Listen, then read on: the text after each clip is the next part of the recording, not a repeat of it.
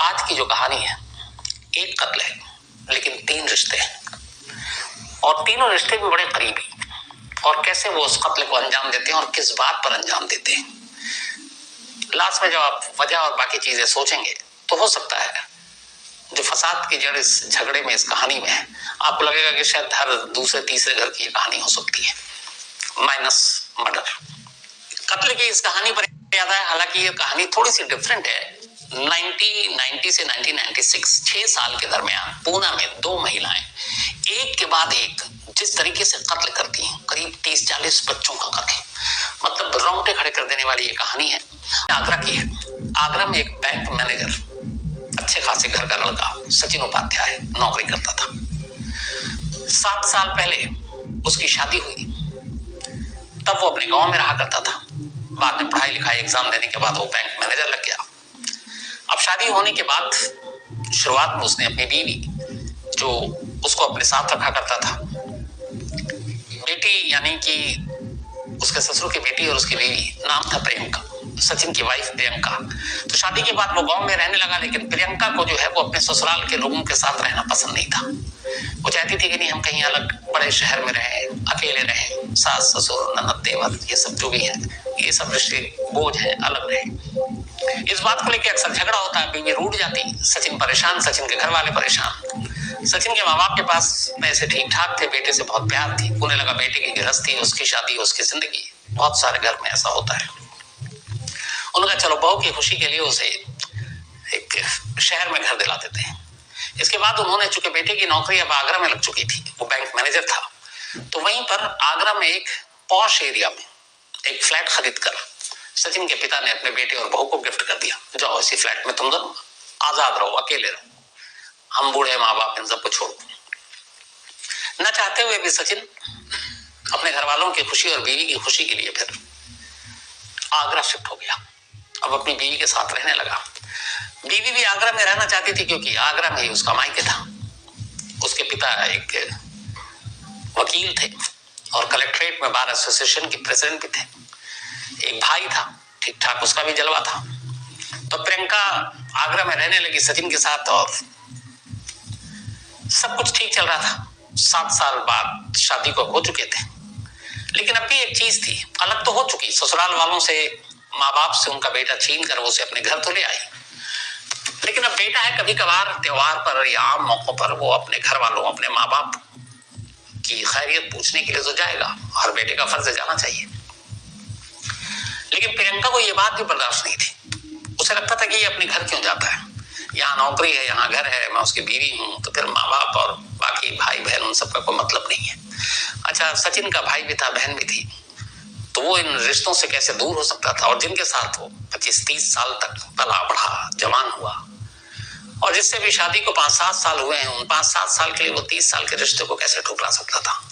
ठुकराना भी नहीं चाहिए, क्योंकि हर फर्ज, हर जिम्मेदारी को आपको निभाना होता। प्रियंका उससे लड़ती, झगड़ा करती, अपने पिता से, अपने भाई से भी शिकायत करती। पिता भाई वहां थे, थोड़े से उनकी सोसाइटी में ठीक ठाक थी, क्योंकि वकील थे तो धौंस वौस भी रहते थे।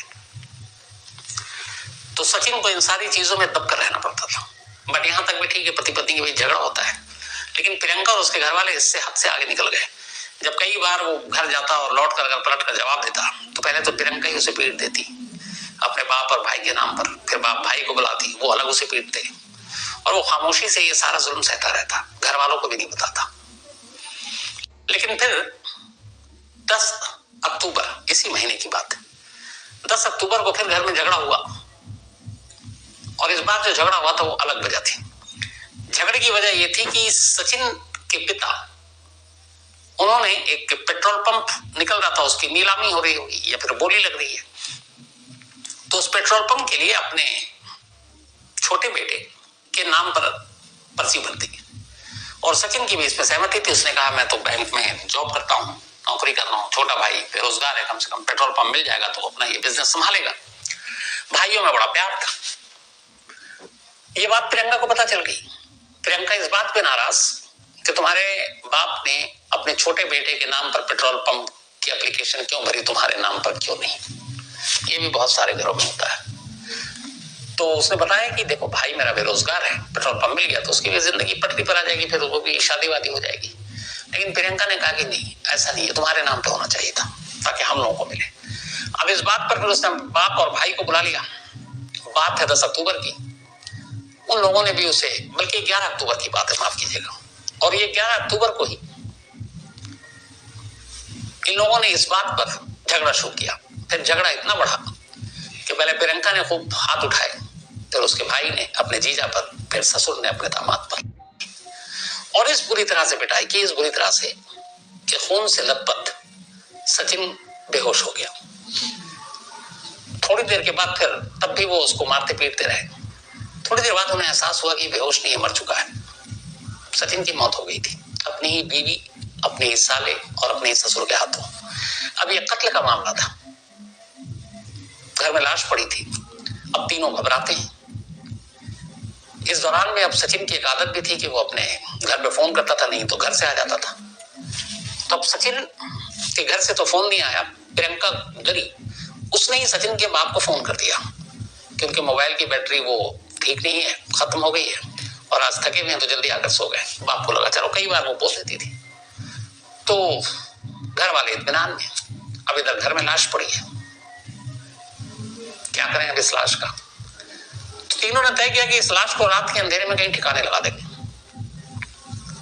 लेकिन इसके बाद क्योंकि फादर वकील हर चीज जानता है, कहां से बचना है, कहां से फंसाना है, कानूनी दांवपेच, सबूत, सुराग, तो लोगों ने रैकी की घर के आसपास फ्लैट के, तो देखा बहुत जगह पे सीसीटीवी कैमरा लगा हुआ। अब कितने कैमरों को आप हटाओगे, ये हटाने सबने खाना खाया ऐसा मानो जैसे कुछ हुआ ही नहीं है।